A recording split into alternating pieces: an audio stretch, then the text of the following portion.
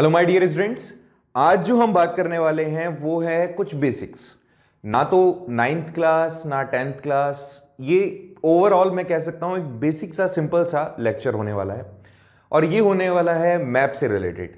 अभी कुछ मैंने क्वेश्चंस किए बच्चों से, एक लाइव सेशन था जिसमें कुछ बच्चों के साथ में मेरा इंटरेक्शन हुआ और उसमें मैंने बहुत ही कुछ बेसिक क्वेश्चंस उनसे पूछे। तब मुझे पता चला कि हमारा बेसिक्स मैप को लेकर के बहुत ज़्यादा कमज़ोर सा है। जब जैसा हम जानते हैं नाइन्थ क्लास का कंप्लीट अपन ने कर लिया है कोर्स पूरा, तो उसके बाद में उसका मैप वाला पोर्शन बच रहा था, तो उसी से related I just asked some questions और मुझे पता चला कि वर्ल्ड मैप को पढ़ाने से पहले मुझे बेसिक्स बताना पड़ेगा, क्योंकि अभी तक बच्चों के बेसिक्स भी जो हैं वो डामाडोल हैं। ठीक है, so that's why I decided कि मैं पहले कुछ बेसिक्स के ऊपर आपसे बात करूं, और क्योंकि अपने पास में टाइम है, आपकी डेट्स लगभग अप्रैल के अंदर आपके एग्जामिनेशंस होंगे। मैं बात कर रहा हूँ नाइन्थ क्लास के लिए अब नाउ, एंड टेंथ वालों के लिए भी वही है, तो एटलीस्ट आपको ये सारी चीज़ें पता होनी चाहिए।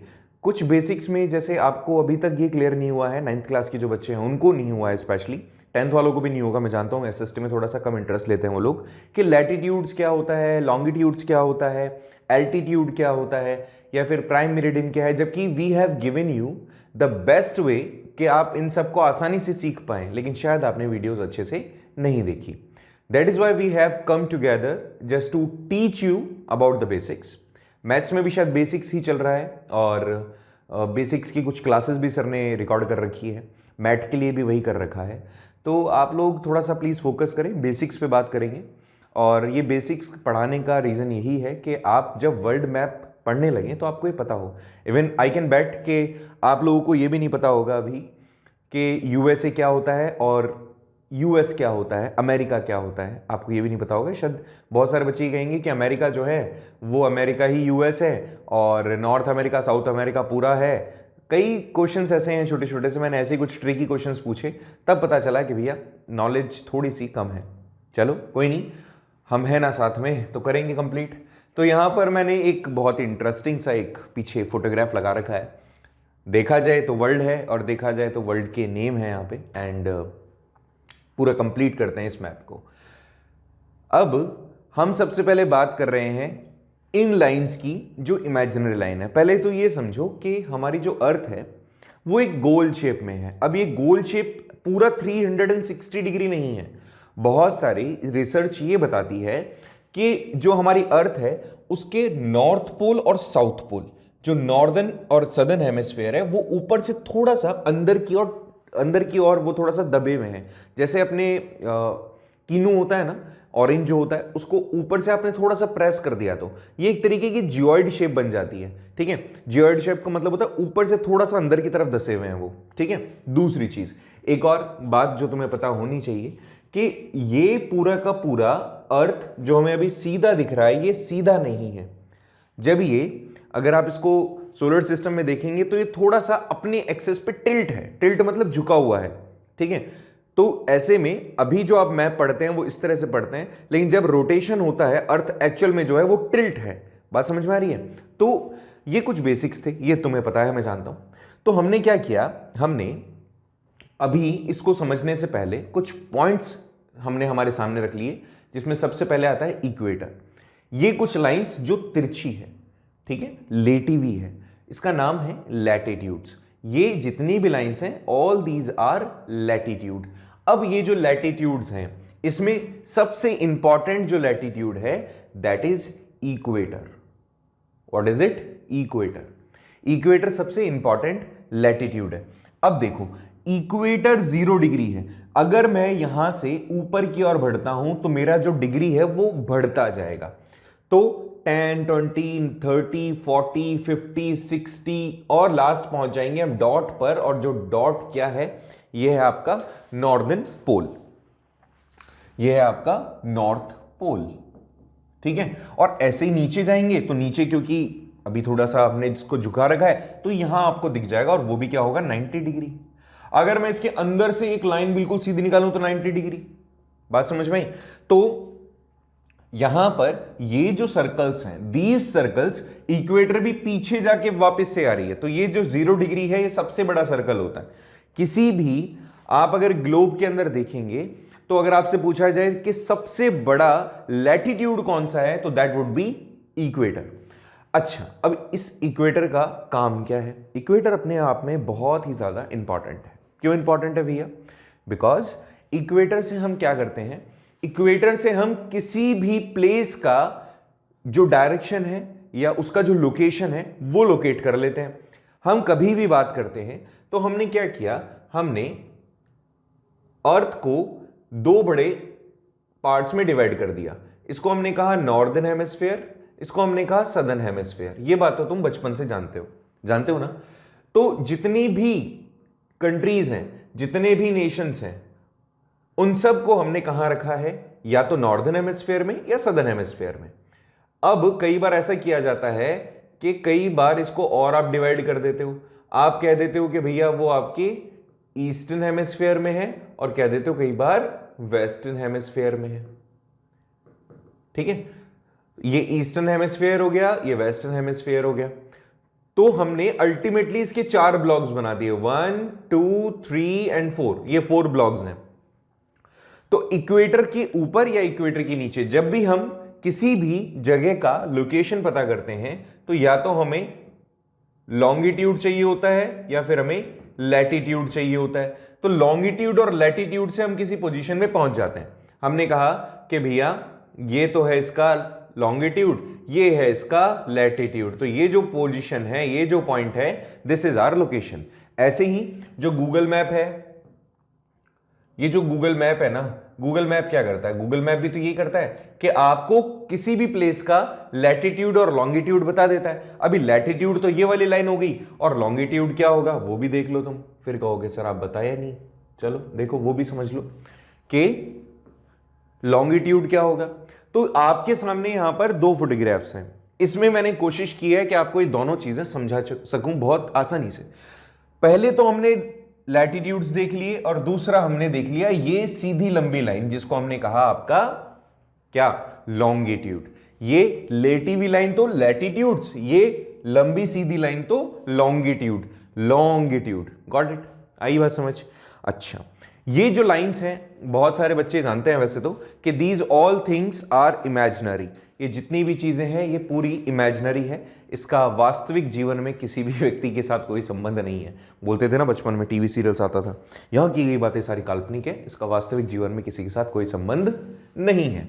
तो ये भी एक तरीके से इमेजिनरी लाइंस हैं, इसका भी कोई संबंध किसी से नहीं है। बट तुम्हें समझना जरूरी इसलिए है इनको, क्योंकि इसी से हम सबसे पहले अलग अलग नेशंस की लोकेशन का पता लगाते हैं। ठीक है, तो ये इस तरह की लाइंस होती हैं और ये इस तरह की लाइंस होती हैं। मेरे हिसाब से तुम्हें समझ में यहां आ गया होगा। ठीक है, चलिए आगे देखिए। यहां पर मैं जो इसको आपको समझाने की कोशिश कर रहा हूं वो ऐसे समझ लेना इसको आप, कि जितनी भी ये चीजें हम यहां पढ़ रहे हैं, this is just to indicate the position. और वो जो है ना, ये वाली जो लाइन है ना, ये वाली लाइन आपके किसी भी टाइम ड्यूरेशन को या टाइम जोन को रिप्रेजेंट कर रही होती है। स्पेशली ये टाइम के लिए और ये प्लेस के लिए। ठीक है, ऐसे समझ जाओ, वो तो है आपके टाइम के लिए और ये है आपके प्लेस के लिए। अब जैसे मैं तुम्हें कहूं कि इंडिया का लोकेशन क्या है, तो आप कहोगे सर इंडिया का लोकेशन है 8 डिग्री, एक सेकेंड, आप कहेंगे इंडिया का लोकेशन क्या है, तो कहेंगे सर 8 डिग्री 4 मिनट्स नॉर्थ से 37 डिग्री 6 मिनट्स नॉर्थ। अब ये तो तुम्हें पता है, क्लास 9th वाले बच्चों को तो पता होगा, चैप्टर में पढ़ा था हमने ज्योग्राफी के फर्स्ट में, इंडिया साइज एंड लोकेशन में। तो ये क्या चीज बताई मैंने, तो मैंने बताया कि भैया देखो नॉर्दर्न हेमिस्फीयर में जाओ आप, और नॉर्दर्न हेमिस्फीयर में इक्वेटर से 8 डिग्री ऊपर चल जाओ, मतलब इस वाले जोन में आ जाओ आप।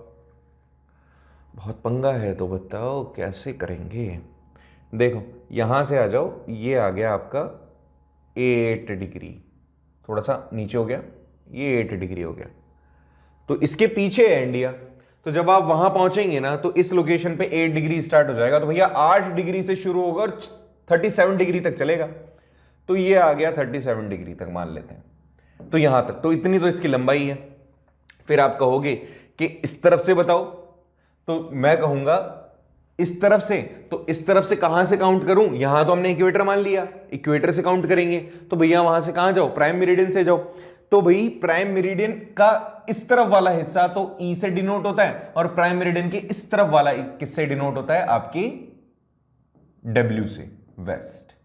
तो हम कहां पढ़ते हैं? हम प्राइम मेरिडियन के उस तरफ पढ़ते हैं, और जैसे ही ये प्राइम मेरिडियन इससे पीछे से जाके मिल जाएगी ना, तो फिर वापस से वो डिवीजन हो जाएंगे। ये वाला पूरा का पूरा डब्ल्यू होगा और वो वाला पूरा का पूरा ईस्ट होगा। ठीक है, बात समझ में आई? वो वाला क्या होगा? पूरा का पूरा आपका ईस्ट होगा। चलिए देखिए, अब प्राइम मेरिडियन से काउंट कर रहा हूं, तो यहां पे जैसे ही मैंने प्राइम मेरिडियन को 0 कंसीडर किया तो मैं कहां पहुंच गया? ईस्ट की तरफ पहुंच गया। और जब ईस्ट की तरफ पहुंचा तो पता चला मुझे कि मेरा जो लॉन्गिट्यूड है किससे? इससे जो 0 डिग्री प्राइम मेरिडियन है, इससे जब मैं ईस्ट की तरफ बढ़ूंगा तो मुझे लगभग 68 डिग्री 7 मिनट्स बढ़ना पड़ेगा। और मैं 68 डिग्री से कहां तक बढ़ूं कि 97 डिग्री तक पहुंच जाओ, 25 मिनट्स तक पहुंच जाओ, तो आप कहां पहुंच जाओगे? इंडिया में। मतलब अगर मैं इंडिया को ऐसे रिप्रेजेंट कर रहा हूं, देखो थोड़ा सा ना मैप बना करके आपको बताने की कोशिश करता हूं। देखो समझो ना प्लीज, एक बार एक रफ मैप बना लेते हैं। तो देखो भाई, आपने जब इसको बनाया तो कहा कि यहां पर ये तो हो गया आपका 68 डिग्री मोटा मोटा सा, ये हो गया आपका 8 डिग्री, ये हो गया आपका 37 डिग्री, और ये हो गया आपका 97 डिग्री। इन बिटवीन हमारा इंडिया पूरा, हमने एक पोजीशन बता दिया कि भैया ये इंडिया है। और आप कहोगे कि भैया सेंटर पॉइंट, तो आपको पता है ना, मिर्जापुर से हमने निकाला स्टैंडर्ड मेरिडियन हमारा, मिर्जापुर से, तो वो हमारा स्टैंडर्ड मेरिडियन हो गया। ठीक है, तो मेरे हिसाब से ये बेसिक चीजें आपको पता चल गई होगी। इक्वेटर जो सबसे बड़ा है और प्राइम मेरिडियन उधर सबसे बड़ा है, 0 डिग्री 0 डिग्री। लेटिव लाइंस जो 0 नॉर्दर्न पोल्स पर जाती हैं 1 2 3 4 से लेकर 90 तक, सदर्न पोल में जाती है 0 टू 90 तक। इधर से देखेंगे तो यहां से 1 से लेकर के पीछे जाएगा, और ये लाइन क्योंकि 180 डिग्री है तो 0 डिग्री कह दूं या पीछे मैं इसको 180 कह दूं तो भी एक बात है।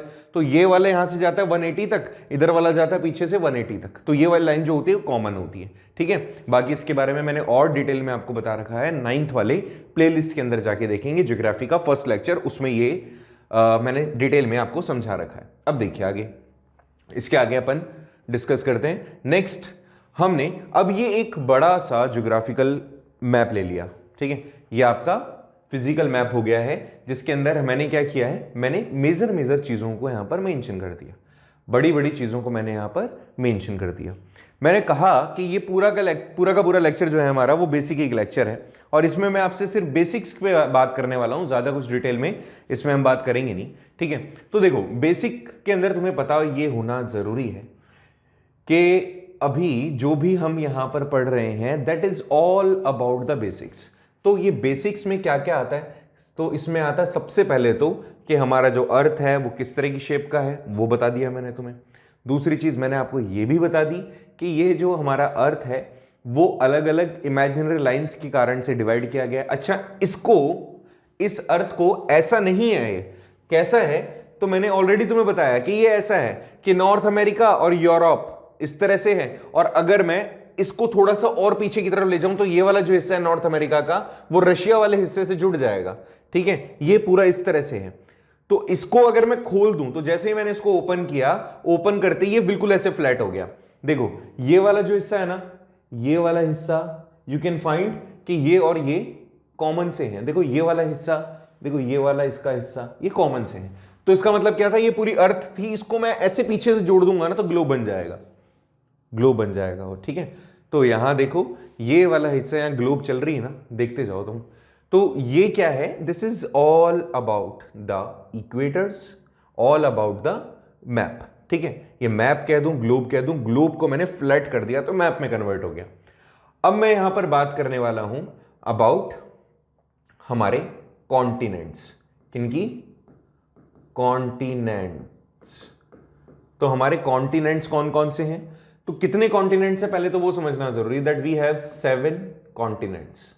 और कितने ओशियंस हैं? कितने ओशियंस हैं? तो ओशियंस हैं 5 ओशियंस।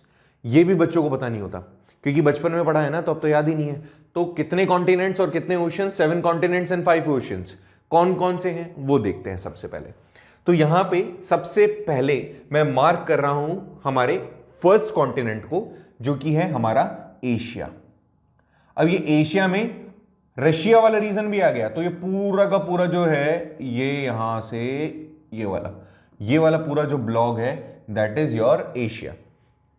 ठीक है, ये आपका एशिया कॉन्टिनेंट हो गया। This is your first continent. Second continent की बात करें तो ये है आपका second continent that is African continent. Second number पे है आपका अफ्रीका। यहां तक कोई दिक्कत?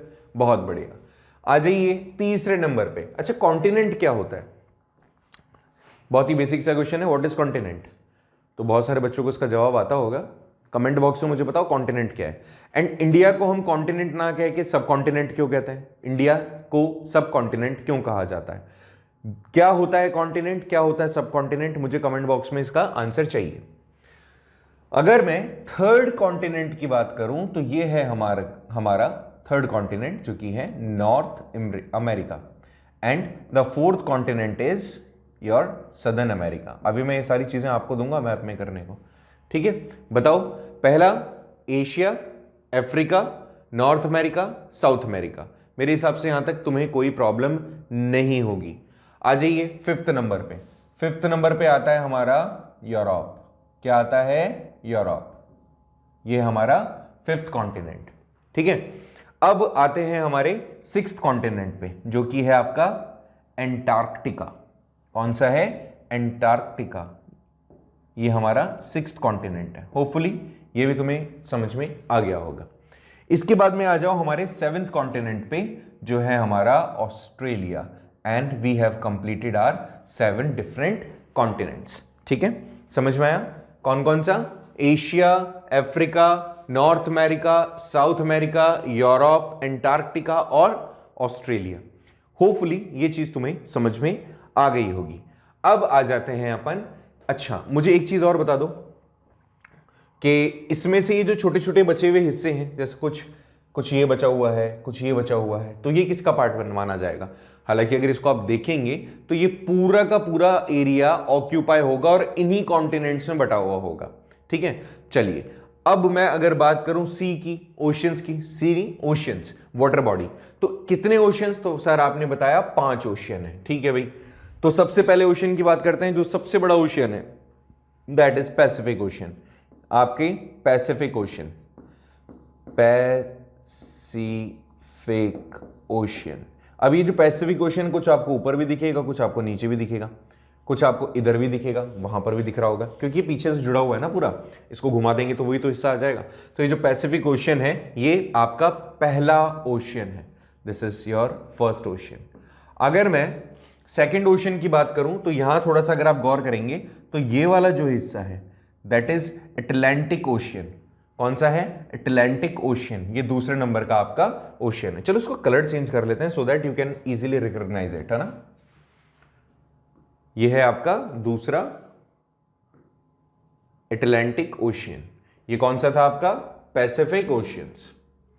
ठीक है, अब आ जाइए आप थर्ड नंबर का ओशियन जो कि है आपका प्राउड, और वो है आपका इंडियन ओशियन। दुनिया के अंदर केवल एकमात्र हमारा देश ऐसा है जिसके नाम से किसी ओशियन का नाम है और किसी वर्ल्ड के अंदर किसी भी ओशियन का नाम किसी कंट्री के हिसाब से नहीं है। ठीक है, आ जाओ। अगर है भी तो कॉन्टिनेंट के नाम से है, कंट्री के नाम से नहीं है, तो हमारा प्राइड है ये। ठीक है, तो आ गया आपका थर्ड नंबर पे कौन सा? थर्ड नंबर पे आ गया आपका इंडियन ओशियन। आ जाइए नेक्स्ट, आर्कटिक ओशियन। ये है आपका फोर्थ नंबर का ओशियन, आर्कटिक ओशियन। ठीक है, अब आ जाइए हमारे फिफ्थ ओशियन पे। जैसे अभी हमारा जो सिक्स्थ हमारा कॉन्टिनेंट था एंटार्क्टिका, वैसे ही हमारा फिफ्थ नंबर का ओशियन है आपका एंटार्क्टिक ओशियन। कई जगह पर एंटार्क्टिक ओशियन बोलते हैं, जो कि गलत है। होगा क्या? Southern ocean. आपको फिफ्थ नंबर पे क्या लिखना है? Southern ocean. एक्चुअल में कई बार होता है ऐसा, बचपन में पढ़ाया भी जाता है बहुत सारे स्कूल्स में, ठीक है, कि इसी कॉन्टिनेंट के नाम से ओशियन का नाम रख देते हैं। कई जगह पर मेंशन भी है, तो आपको याद रखना है उसको आप क्या कहेंगे? Southern ocean. एक बार एग्जाम में पूछा भी गया था सदर्न ओशियन के लिए। ठीक है, सो यहां तक मेरे हिसाब से तुम्हें कोई तकलीफ नहीं होगी। तो हमने क्या किया? हमने यहां पर सबसे पहले 7 कॉन्टिनेंट और 5 ओशियंस को यहां पे डिस्क्राइब किया। Hopefully you have completed that, और ये चीज तुम्हें पता है, ठीक है। ये बहुत बेसिक सी बातें हैं, ये उनके लिए नहीं है, मैं फिर आपको दोहरा रहा हूं, ये उन बच्चों के लिए नहीं है जिनके बेसिक्स क्लियर हैं। बहुत सारे बच्चों के बेसिक्स क्लियर नहीं है, दैट इज वाई हमने ये इनिशिएटिव लिया कि आपको ये सारी चीजें दोबारा से एक बार पढ़ानी चाहिए, ठीक है। इतना याद रहेगा, चलिए बहुत बढ़िया। अब यहां पर जो इंट्रोडक्शन चल रहा है, मैं फिर आपको बता रहा हूं कुछ लाइंस के बारे में, यहां पे स्पेसिफिकली लाइक इक्वेटर की हम बात कर रहे हैं, तो ये जो इक्वेटर है ये 0 डिग्री होती है। इस इक्वेटर के अलावा भी कुछ लाइंस होती हैं, जैसे आपको यहां पर दिख रहा होगा। तो हमने क्या किया, इस पूरी की पूरी अर्थ को 2 इक्वल पार्ट्स में डिवाइड कर दिया, that is northern hemisphere and that is southern hemisphere. अब समझने वाली बात कि वहां पर मैंने कुछ लाइंस ड्रॉ कर रखी हैं, व्हाट दीज लाइंस सेज, कि भैया ये तो हो गया आपका इक्वेटर, जो अर्थ को मैंने थोड़ा सा टिल्ट कर दिया, जो एक्चुअल में ऐसे ही रोटेट करती है। कमेंट बॉक्स में मुझे बताओ कि अर्थ जो रोटेट करती है, क्या वो वेस्ट से वेस्ट टू ईस्ट करती है कि ये ईस्ट टू वेस्ट करती है? You need to tell me कि अर्थ का रोटेशन वेस्ट टू ईस्ट होता है कि ईस्ट टू वेस्ट होता है, ये चीज तुम्हें बतानी है। अगर मैं 0 डिग्री से थोड़ा सा ऊपर की तरफ जाऊंगा, मतलब नॉर्थ साइड की तरफ जाऊंगा, तो I will get a line जो कि है आपका 23 डिग्री एंड 5 मिनट्स, ठीक है। 23 डिग्री एंड हाफ कह सकते हो इसको आप। नॉर्थ लगाया है, नॉर्थ क्यों लगाया है अभी अभी मैंने तुम्हें बताया था। तो इसको आप कहते हो Tropic of Cancer, Tropic of Cancer. ये वाली लाइन क्या कहलाती है? Tropic of Cancer. और इतना ही डिवीजन अगर मैं कर दूं, इतना ही डिफरेंस मैं बात कर दूं, इक्वेटर से जब नीचे की तरफ आप जाएंगे तो उसको कहा जाएगा ट्रॉपिक ऑफ कैप्रिकॉन। क्या कहा जाएगा? Tropic of Capricorn. मेरे हिसाब से यहां पर भी कोई तुम्हें तकलीफ नहीं होगी। इसको थोड़ा सा और ऊपर आप जाओगे तो you will find 66 degree and half north, जिसको आप कहते हो आर्कटिक सर्कल। क्या कहते हैं? Arctic circle. और जब आप बिल्कुल नीचे जाएंगे 66 डिग्री एंड हाफ, तो उसको आप कहेंगे एंटार्क्टिक सर्कल। क्या कहेंगे? Antarctic circles. और ये हो जाएंगे आपके 2 पोल्स। कुछ बच्चों को इन नामों में भी कंफ्यूजन होता है, तो आप ये याद रखें कि इक्वेटर के ऊपर कैंसर होता है और इक्वेटर के नीचे कैप्रिकॉन, ठीक है। याद रहेगा भाई। जब अपन कपड़े पहनते हैं, मजाक कर रहा हूं, कल सीरियसली मत लेना, जब अपन कपड़े पहनते हैं तो एक टाइप ऑफ अपने पैंट होता है ना, कैपरी कहते हैं जिसको। तो कैपरी कहां पहनते हैं? नीचे पहनते हैं। तो कैपरी कहां होगा? नीचे होगा। और कैंसर होता है तो आदमी कहां जाता है? ऊपर। तो कैंसर कहां होगा? ऊपर होगा। और जब सारी चीजें बराबर है, इक्वल है, तो इक्वेटर कहां होगा? बीच में होगा, ठीक है। ये याद रहेगा। चलिए, तो ये तो हमने डिवीजन किया, आपको ये कमेंट करके मुझे बताना है। आगे हम इसके एक ब्लैंक मैप लेकर के ट्राई करते हैं सारी चीजों को भरने का। आपके पास में अगर मैप है तो आप प्लीज मैप ले लीजिए, वीडियो को पॉज कीजिए और मैप लेकर आइए। हम सारी चीजों को यहां पर भरने की कोशिश करेंगे। दूसरी चीज, आई रिक्वेस्ट यू कि आप सभी प्लीज इस तरह के कोई भी एक्टिविटी होती है, इसको प्लीज करके देखा करें, सिर्फ सुन के ना छोड़ें। क्यों? क्योंकि ये बेसिक्स हैं, कई बार हम भूल जाते हैं और इसमें कोई शर्म वाली बात नहीं है कि हम कोई चीज़ भूल गए हैं। आप उस चीज़ को वापस से रिवाइज करें और आसानी से जो भी कंसेप्ट हैं वो दिमाग में बैठा लें, ठीक है। चलिए, तो शुरुआत करते हैं आप, और आप उसके लिए सबसे पहले मैप ले लीजिए। अगर मैप है आपके पास तो अच्छी बात है, अभी मैप नहीं है तो एक सिंपल सा काम कर सकते हैं। आप एक पेपर लीजिए, ठीक है, उसको आप हॉरिजॉन्टल फॉर्म में ले लीजिए। जैसे पेपर है A4 साइज का, उसको हॉरिजॉन्टल फॉर्म में ले लो और बीच में से फोल्ड कर दो। बीच में से फोल्ड करने के बाद आपको क्या मिल जाएगा? आपको मिल जाएगा इक्वेटर, ठीक है। मार्क करो इक्वेटर को। मैं भी थोड़ा थोड़ा इसको मार्क करने की कोशिश करता हूं। तो मैंने क्या किया, मैंने यहां से सीधी एक लाइन खींच दी, लाइन ही नहीं खींची, लो भाई, सीधी एक लाइन खींच दी, ये हो गया आपका इक्वेटर। अब लाइन पे ऐसे मत जाना आना, तो मैंने क्या किया है, मैंने एक रफ सा लाइन खींचा है, पेन चेंज कर लेते हैं तो थोड़ा सा विजिबल हो जाएगा। ये हो गया आपका इक्वेटर। अब मैं जानता हूं कि ट्रॉपिक ऑफ कैंसर जो होता है, ट्रॉपिक ऑफ कैंसर हमारे इंडिया को 2 इक्वल पार्ट्स में डिवाइड करता है। थोड़ा सा गलत हो गया, थोड़ा सा इसको ऊपर की तरफ कर देना। ये हो गया आपका ट्रॉपिक ऑफ कैंसर, ठीक है। और इसके इतना ही पैरेलल नीचे से जाएंगे तो ट्रॉपिक ऑफ कैप्रिकॉन, है ना, ट्रॉपिक ऑफ कैप्रिकॉन। चलो, ये तो अपनी लाइंस हो गई। इसके ऊपर जाएंगे अपन तो अलग अलग लाइंस और हैं, आर्कटिक है और अटलांटिक है। अब अगर मैं यहां पर कॉन्टिनेंट्स की बात करूं तो सबसे बड़ा कॉन्टिनेंट है अपना एशिया, ये फर्स्ट नंबर पे आता है पॉपुलेशन के मामले में भी और एरिया के मामले में भी। पॉपुलेशन एंड एरिया के मामले में एशिया का पहला नंबर है, ठीक है। दूसरे कॉन्टिनेंट की बात करूं तो मैं क्या बात कर रहा हूं, कॉन्टिनेंट, कॉन्टिनेंट्स। तो दूसरे नंबर पे कौन सा आता है आपका, अफ्रीका, ठीक है, अफ्रीकन कॉन्टिनेंट। तो अफ्रीका भी आपके पॉपुलेशन और एरिया के हिसाब से हैविंग द सेकंड पोजीशन। तीसरे नंबर की अगर मैं बात करूं तो तीसरे नंबर पे आता है आपका यूएसए का नॉर्दर्न मतलब इसका नॉर्थ अमेरिका। ये तीसरे नंबर का आपका कॉन्टिनेंट है। चौथे की मैं बात करूं तो ये आता है आपका साउथ अमेरिका, ये आपका फोर्थ नंबर का कॉन्टिनेंट है। अब इसके बाद में आ जाते हैं अपन यूरोप। तो ये यूरोप का जो हिस्सा है ये आपका फिफ्थ नंबर का, यूरोप आपकी फिफ्थ नंबर का कॉन्टिनेंट है। सिक्स्थ नंबर वाला थोड़ा सा छुप गया है, तो ये सिक्स्थ नंबर वाला हमारा कौन सा है, सिक्स्थ नंबर वाला है हमारा एंटार्क्टिका, सिक्स्थ। ओके, एंड इसके बाद में आ जाता है हमारा सबसे छोटा कॉन्टिनेंट, वो है सेवेंथ नंबर का ऑस्ट्रेलिया, ठीक है, सिक्स्थ नंबर का ऑस्ट्रेलिया। कर लेंगे, मेरे हिसाब से आपको कोई तकलीफ इसमें नहीं होगी। तो आपने क्या क्या किया, अभी आपने इसके अंदर कॉन्टिनेंट्स देखे, सबसे पहला, दूसरा Asia, Africa, North America, South America, Europe, Antarctica और ऑस्ट्रेलिया, ठीक है। ये बात समझ में आ गई। अच्छा मुझे बताओ, अच्छा ये तो पहले नंबर का हो गया, शायद मैंने नहीं बताया, ये दूसरे नंबर का हो गया, सबसे बड़े पॉपुलेशन के हिसाब से सबसे बड़े, पहले नंबर का, दूसरे नंबर का, ये तीसरे नंबर का, ये चौथे नंबर का, ये पांचवें नंबर का, ये छठे नंबर का और ये है आपके सातवें नंबर का, ठीक है। बात समझ में आ गई होगी। मैं एरिया के हिसाब से बात कर रहा हूं, बाकी यहां पर पॉपुलेशन होती नहीं है, यहां पे पॉपुलेशन बहुत कम है, ठीक है। तो पॉपुलेशन वाइज यहां पे सिचुएशंस चेंज हो जाएगी। अब अगर मैं बात करता हूं आपके ओशियंस की, तो सबसे पहली बात यह है आपका पैसिफिक ओशियन, पहले नंबर वाला पैसिफिक ओशियन। इसके बाद में आ जाते हैं, बिल्कुल ऐसे पैरेलल चलेंगे, देखो पैसिफिक के बाद में कौन सा आएगा, एंटार्क्टिक ओशियन। तीसरे नंबर पे आएगा आपका इंडियन ओशियन, ठीक है।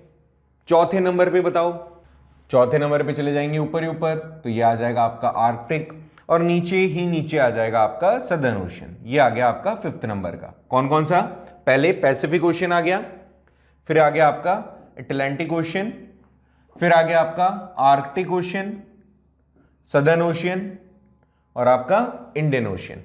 तो 5। अगर इसमें मैं सबसे बड़ी बात करूं, सबसे बड़ा ओशियन कौन सा है, तो वो पैसिफिक ओशियन है। फिर उसके बाद में आ जाता है आपका अटलांटिक ओशियन, अटलांटिक ओशियन के बाद में आ जाता है आपका इंडियन ओशियन, फिर आ जाता है आपका आर्कटिक ओशियन और फिर आ जाता है आपका सबसे लास्ट सदर्न ओशियन, ठीक है। मेरे हिसाब से यहां तक आपको कोई भी दुविधा, परेशानी, शंका, कोई भी चीज नहीं है, ठीक है। सो आपको क्या करना है, ये छोटा सा एक बेसिक है, वर्ल्ड मैप मैं आपको कल पढ़ाऊंगा, ठीक है। 9th क्लास का जो पहला मैप आपसे पूछा गया है ना, जो पहला मैप आपसे वो पूछ रहे हैं, जानना चाह रहे हैं, वो है वर्ल्ड मैप बताओ। तो वर्ल्ड मैप में आपसे कई सारी चीजें पूछेंगे, जैसे देखो आपके हिस्ट्री में से बहुत सारी चीजें हैं, आपको world war 1, world war 2, Nazism वाले चैप्टर में से कई सारी चीजें पूछ लेंगे। स्पेशली फ्रांस के बारे में पूछ लेते हैं, फ्रांस के बारे में तो फर्स्ट वाले में ही पूछा है आपसे, फर्स्ट टर्म में भी, ठीक है। 10th में भी आपको बहुत जरूरी है इसको अच्छे से पढ़ना। तो ये सारी चीजें हम डिस्कस करेंगे, 1 बाय 1 सारे मेजर इंपॉर्टेंट नेशंस हम देखेंगे इसमें। बट उसके पहले, अब सर इतना सा तो हमें पहले ही पता था, हमने 30 मिनट हमारे क्यों बर्बाद किया, आपने चीज बताता हूं एक, ठीक है, अच्छे सुनना। एक ये जगह और एक आपकी ये हाफ प्लेस। बहुत सारे बच्चे कहते हैं अमेरिका क्या है, तो ये बेटा अमेरिका जो है ये आपका नॉर्थ अमेरिका और ये साउथ अमेरिका, इन दोनों अमेरिका, मतलब इसको बोलते हैं हम अमेरिका।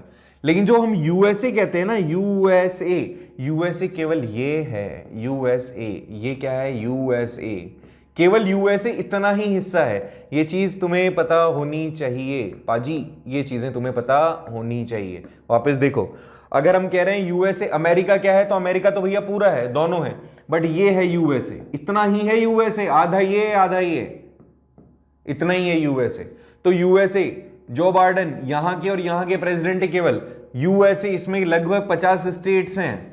स्टेट्स का मतलब क्या हुआ? स्टेट्स का मतलब हुआ हमारी कंट्री के अंदर जैसे स्टेट्स को हम नेशन बना दें, तो यहां पर बहुत सारे छोटे छोटे नेशंस हैं, उन सब नेशंस का ग्रुप जो है, उन सब नेशन का जो ग्रुप है, उस ग्रुप को कहा जाता है यूएसए। ये बहुत सारे बच्चों को नहीं पता था, और यही मेरा मेन मकसद था कि मैं आपको बताऊं। अगर मैं इसको फर्स्ट स्लाइड पर लेके जाऊं तो देखो मैंने क्या बताया, कनाडा पड़ता है उसके ऊपर, यहां पड़ता है यूएसए, ये पड़ रहा है United states of America, oh my God क्या बोल रहा हूं मैं, यूनाइटेड स्टेट्स ऑफ अमेरिका। तो इतना सा है यूएसए। आप तो पूरे को यूएसए बोल देते हो, बहुत सारे बच्चों को ये पता नहीं था, होपफुली आपको पता होगा। अगर नहीं पता था तो कमेंट बॉक्स करके बताना किसको पता था किसको नहीं पता था, ठीक है, थोड़ा सा इंटरेस्टिंग हो जाएगा ये। तो ये हमारा एक छोटा सा ब्रीफ था, ये हमारा एक छोटा सा इंट्रो था, और कल हम कुछ नेशंस के बारे में डिस्कस करेंगे इसके अंदर। कहीं आपको अगर प्रॉब्लम आती है किसी भी टाइप से, कोई चैप्टर दोबारा पढ़ना है, किसी की लाइव डाउट सेशंस लेने हैं, कुछ भी, तो you may contact to us, आप कॉन्टैक्ट करें, और मोस्ट प्रोबेबली आपकी इन प्रॉब्लम्स का सॉल्यूशन हम जरूर से करेंगे। आज के लिए इतना ही, मिलते हैं नेक्स्ट क्लास में, इसके आगे डिस्कस करने की कोशिश करते हैं और आपकी प्रॉब्लम्स भी सॉल्व करेंगे। See you, have a nice day.